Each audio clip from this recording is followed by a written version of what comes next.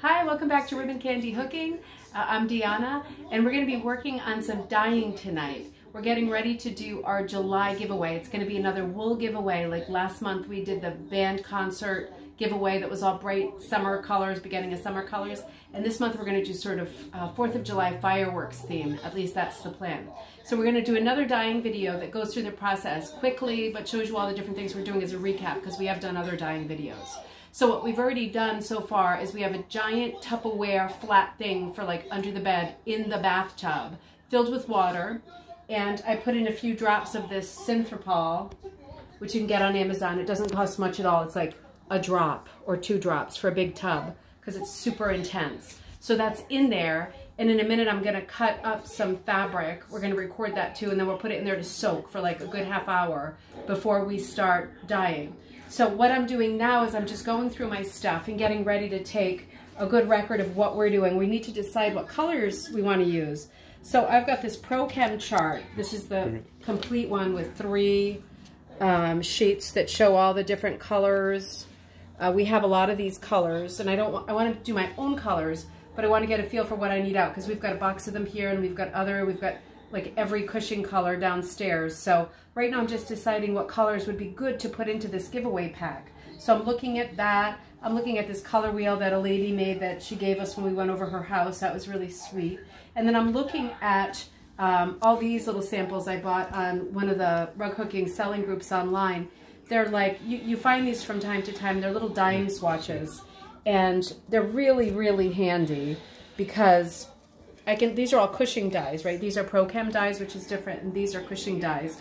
So they're really handy because if I were to find one that I thought, okay, well, that's a start, that's the sort of tone I'm looking for, you would literally just look up what the number is on the tab, and they usually come with a book that corresponds to it, and then you would just look up the number that was, which was 44, number 44, and it tells me gold glass, old gold, bronze, nugget gold, plum. So that's how I would make that exact color. So with this book and with this kind of a system, when you have a book that goes with swatches when you're doing dyeing, Cushing and Cushing obviously, and then ProChem with ProChem swatches. But when you have this kind of a thing going on, you can look at your swatches and say, well, I like this yellow, but I want it a bit more like this, and at least you can get a really good visual of how it's going to turn out. So I'm looking at my colors now, my swatches. I'm going to make a decision about what colors are going to go into this set for the giveaway. And then I'm going to be recording in my book. So far, the only thing I've written on the page is Fireworks Wool July Giveaway. And we've got a set of these guys too. I saw somebody just listed some on one of the rug hooking groups. We've got all the measures, not just these 2.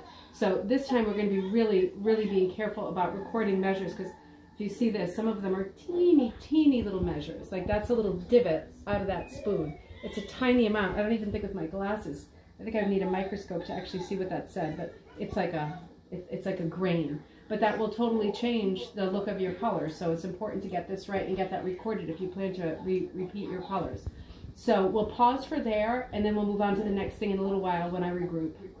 Okay, so we just sorted out what colors we're going to do, and I've got 12 different colors for this 4th of July set. So they're all going to be different quantities with all these little measuring devices, whatever they're called. So what we have here set out on the table are the 12 colors. I've got an orange, a teal, a yellow, a purple, a red, a hot pink, a soft pink, blue, I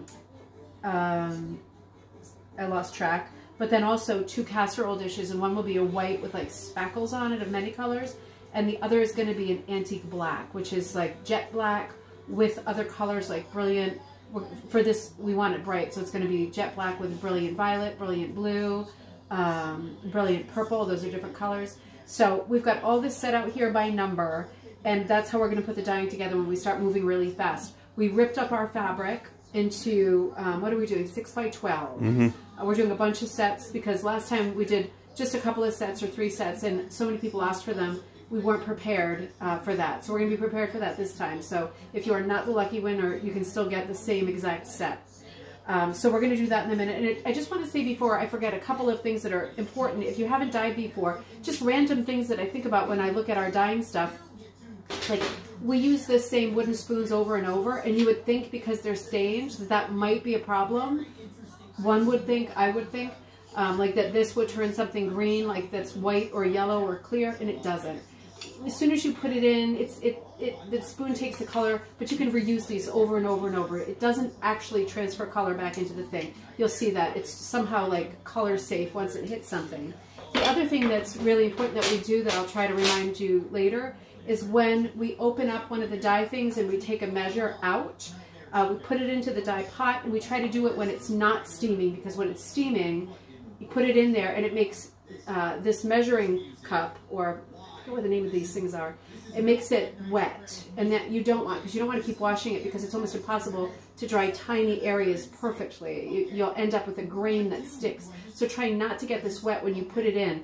We put in the measure when it's not steamy, and then we've got a little shot glass filled with like coarse salt or any salt, and we go like this each time.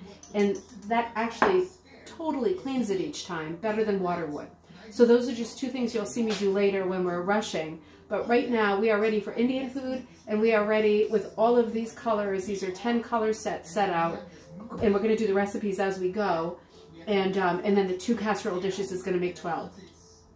Okay, so now I'm going to start putting in some colors. The first color recipe I have, I'm using 2 Cushing dyes, the orange and the peach. And I decided I'm going to go with 1/8. It says 1/8 on the back for both. So this is the peach. Put them right side by side. I'm going to take exactly 1/8. It is a little steamy, which I didn't want, but it took us so long to get our jazz together. I'm going to be a little bit quick. And then I'm going to come in here with the salt and just get rid of it. I'm not overly worried because it's almost the same color. But let's see. So that's the peach, and here comes the orange. Shake it and get it nice and level. And back over here. And now I'm going to get the water moving in that thing. Because you really want it. I've got all the fabric ready to go. All the wool is ready to go. So I'm going to get the thing moving like a little whirlpool. And I've got my 6 strips here that I'm going to dye. And I try to keep them as loose as I can here. Loosey-goosey. I don't want them to sit for too long, because when you sit for too long, then you get mottled and color variation and tie-dye effects. So I want them to move to be as solid as possible. And water on the move, protecting the thing. I'm going to get my little masher going. Here they go. Oh, and of course 1 drop down. Of course. There we go. Stamp them down a little bit. There. Here. Get it on the move again. I don't want them to be too dark, so I'm going to keep an eye on it. Yeah, that's still quite light. If you can see that, that's like that's a nice orangey peach. I'm going to let them rot for a little while in there. And while they're in there soaking up the water, now the thing is, we probably don't have good light and it's evening. There's still a lot of dye in there. Maybe 1/8 was too much, but it's what I did. We'll see. We'll get there. Recording as I go. We'll see. You know, this is supposed to be fireworks and stuff. I don't want them to be truly peach, and there's a lot of fabric in there.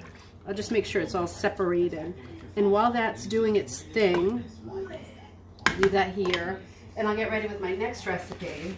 So be right back. All right, ready? So on to the next color. This one's going to be like a teal color, so I'm going to use Cushing Jade Green and then this Pro-Chem type turquoise. So I'm going to do 1/16 and 1/16 this time. I just had to clean my thing out because even though we haven't dyed for a few weeks, it was dirty, so make sure you check. I think you have a ton of fuchsia on your finger, actually. Yeah. Oh my God. See, that's why it's important to cover everything, because one grain will wreak havoc on everything. So, 1/16. I think I've also got the wrong glasses on. All right, level up. Ooh, that's definitely turquoise. You see that? Into my salt and some jade green. Boy, that jade green doesn't look like jade green, does it? I'm sure they're right. We've used it before. I hope we didn't put the wrong one back. Let's see. We'll find out. Oh, this is all clumped up. And squeeze it. Yeah. Okay, there we go. There we go. Yeah, that actually looked nice and light going in. Okay, now let's get into whirlpool mood.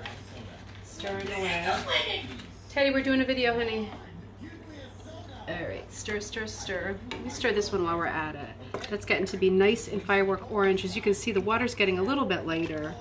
I'm gonna leave it for a little while longer. I want it as bright as it can be. The Pro Chem dyes are typically much brighter than the Cushing dyes. It depends on the ones, and there are some new Cushing ones, like one's called Hot Pink. But typically the Pro Chems are gonna be a lot brighter, like some of them neon brights. All right, now I've got these clumped up a little bit better this time. So here we go. Get a whirlpool going. In they go. Wow, that's a lot of turquoise. I don't think the jade green is going to show as well. I might want to add some more jade green to that. Well, it is looking something in between. I can see a hint of green in there. Yeah, actually, that's going to be pretty. I think I'm going to add a little more jade green. Let's see. So, when you make a split-second decision like this, I'm going to show you what we typically do. We're working with small pots. Sometimes we use those giant, what do you call those giant things? They look like a baby's bath or something. Enamel. Yeah, the big enamel white things, the huge ones.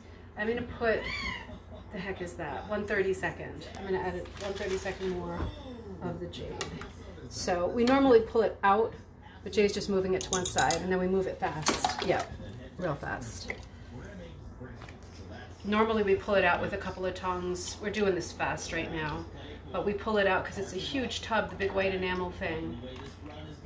These colors are, the jade green is not the dominant, so it's not going to do too bad. But yeah, that seems to have done a little bit more of the green. I wanted it a nice mix. It's a nice baby color too. I like that. That's real pretty.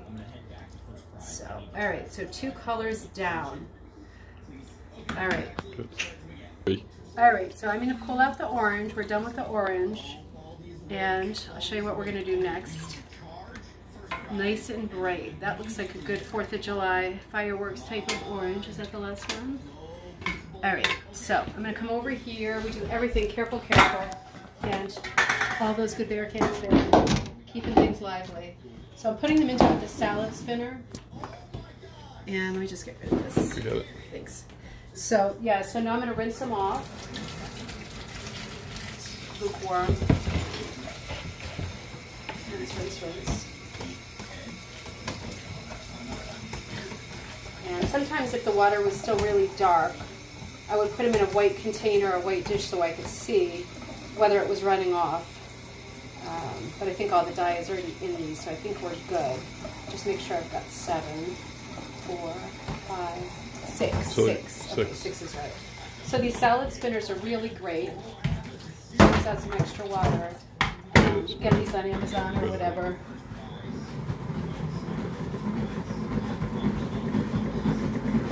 And it can be a little bit labor intensive. I have 6 little pieces in there, so it's fairly heavy.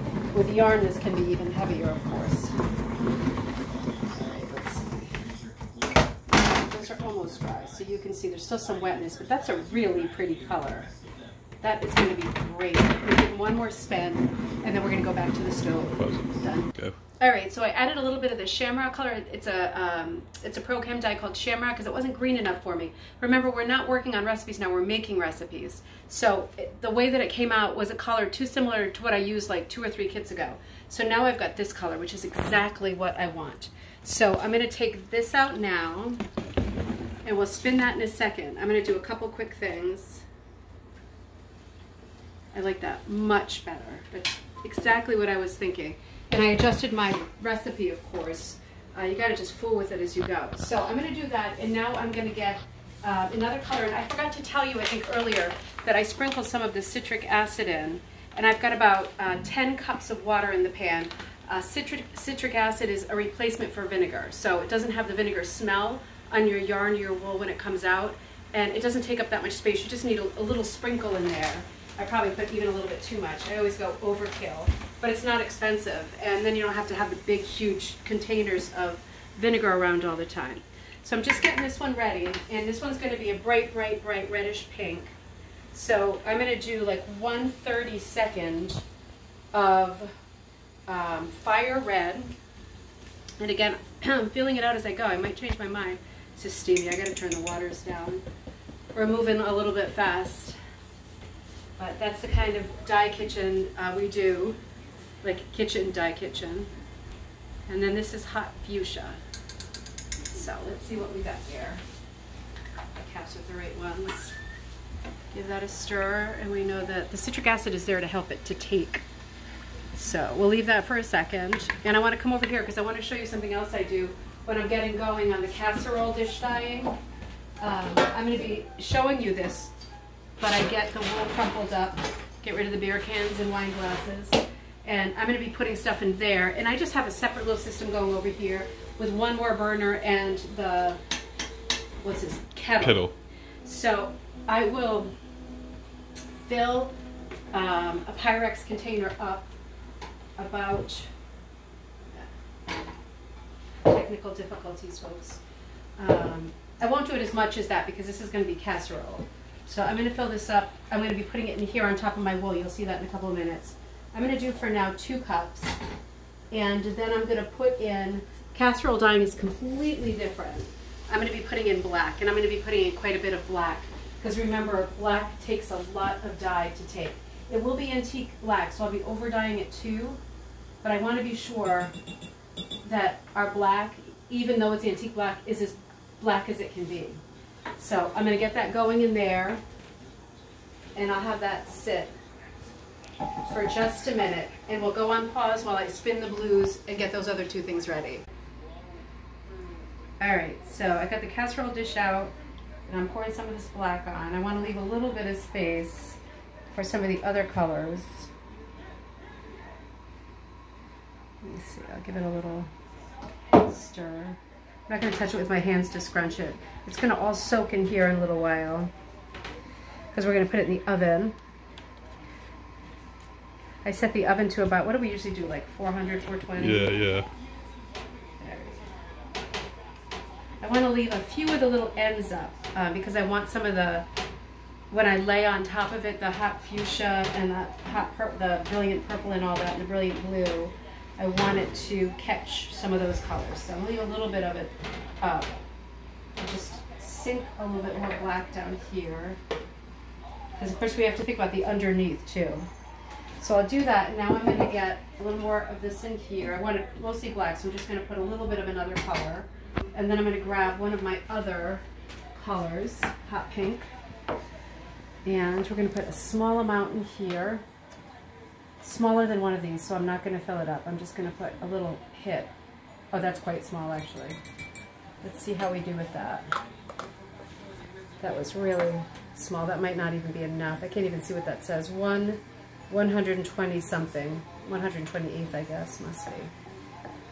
So let's see.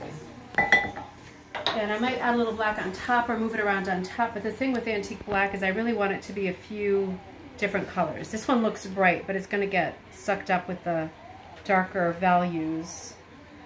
I just want some other colors showing. Yeah, I'll do a little bit more of that one. Just another drop. That's what's really good about having this kettle ready to go. I almost added jet black, which I probably will add some more of that too. We'll see. But it's nice to have a kettle right there at the ready because when you do, you can just add a little bit here, add a little bit there. I'm not recording this one in terms of how I made it. This one, I can figure it out as I go. I don't have a recipe for antique black. I'm going to add black on top at the end, but I want to add a few more colors too. So we'll hold for just a minute while I check the stove. So I've got the brilliant blue, and I'm pouring some of that on top. And I think I'm just going to do one more color on top for this one. So I'm just going to do another drop in here, and then I'm going to add a little more black. And then we'll put it into the oven, do violet on top. That's what I'll do. I'm using my same little spoon because I'm just doing small amounts. 128. Really heavy dose though, because you want it to be really dark, and it is going to soak in more black, so it'll be darker than it looks right now. Let's see. All these colors will be present though, and that'll help give it some interest. This is supposed to be a 4th of July color. So I don't want to go over the top with it being super black. There's sources over here. Do some smooshing over here. What I don't want is any white. I want like night sky, you know, right after the fireworks go, that kind of thing. Flip these. And then we're going to leave them to soak for a little while. And the heat will set everything. You can see there's some different shades in there, so that's what I want.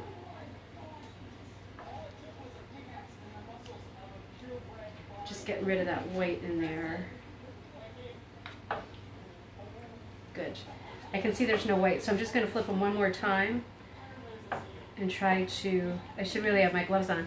I'm out of gloves at the moment because of the whole spring 2020 thing. I can't say the word, the video will be taken off. But we went through like a lot of gloves. So I can see there's lots of little shades. So I'm just flipping them back so that the colors don't get totally blacked. Yeah. Just wanted to be sure I didn't have any surprises on the back side. I'll crumple them up a little bit. Yeah.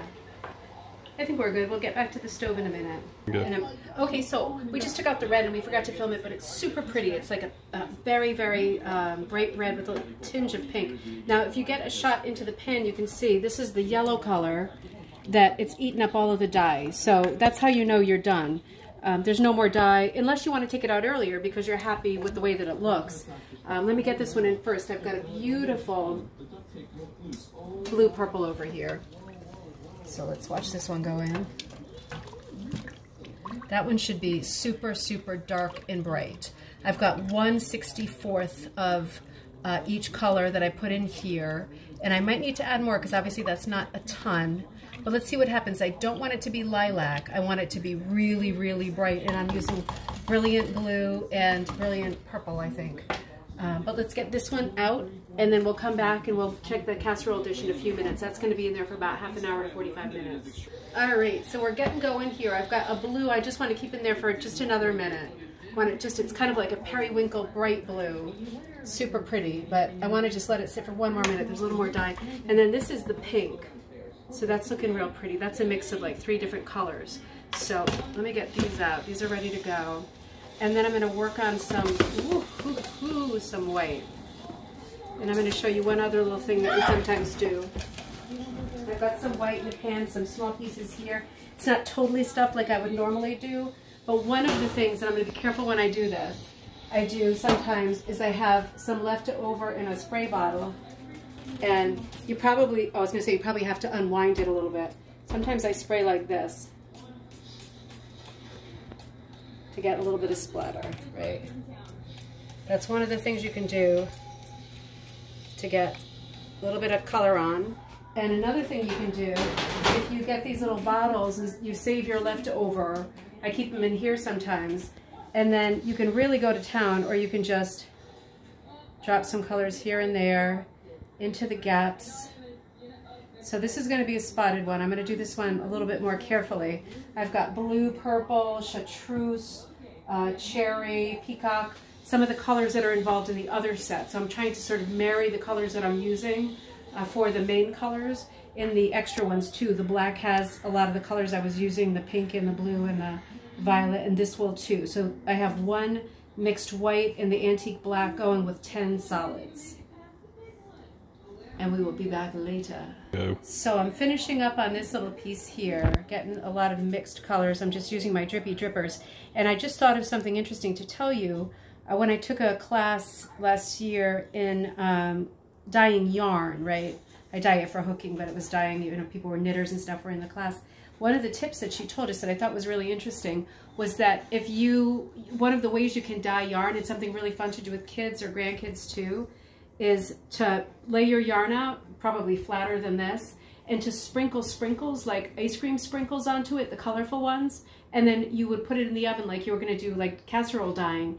and the color from the food coloring from the sprinkles actually comes out and makes little explosions onto your wool. The yarn has to be wet to do that, It has to be wet. It does. Don't put dry wool in the oven. Do not put dry wool in the oven. No, it has to. Everything has to be pre-wetted. Remember, we had everything in the bathtub. I didn't show the bathtub, but there were bins of it with the Synthropol on it.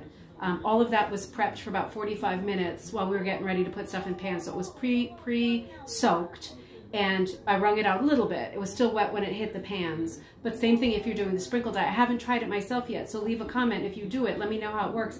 But it sounded like a super fun thing to do, and I definitely plan to do it with my kids. So I think this is good for here.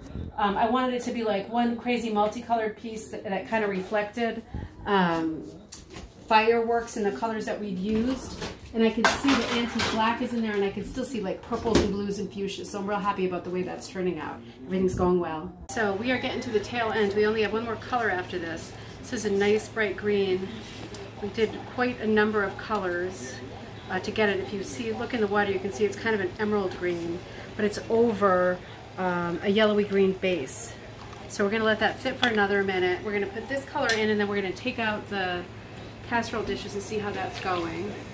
All right, here we go. This is like a brilliant little over here. I might have to put a little bit more. We'll see. Not looking brilliant yet, but we'll give it a minute. The heat's on. I can add some more to that. So let's see what's going on with the casserole dishes. This one ready to go. Let's look at our antique black because it is too hot. Okay, whoa. So the antique black looks great. There's lots of cool colors on it. Turn it. But like this.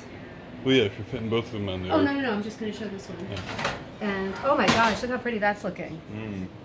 Really nice. So these are the two extra colors. The antique black, is it coming up with like all the pinks and the blues on it? Yeah, you can cool. see them. Good. It's not exactly black. And then this real colorful one. And then there's 10 solids out there. So we have done some dyeing tonight. It has been fun, and we started at like 9, which was stupid. Starting at 9 after Indian food is bad choice. So anyway, I hope you enjoyed this fast and furious dyeing episode. We're going to put these into these charm packs for the July giveaway, the 4th of July fireworks giveaway that we'll probably do on the 4th. And in the meantime, look for other videos and keep us updated on what you're working on too.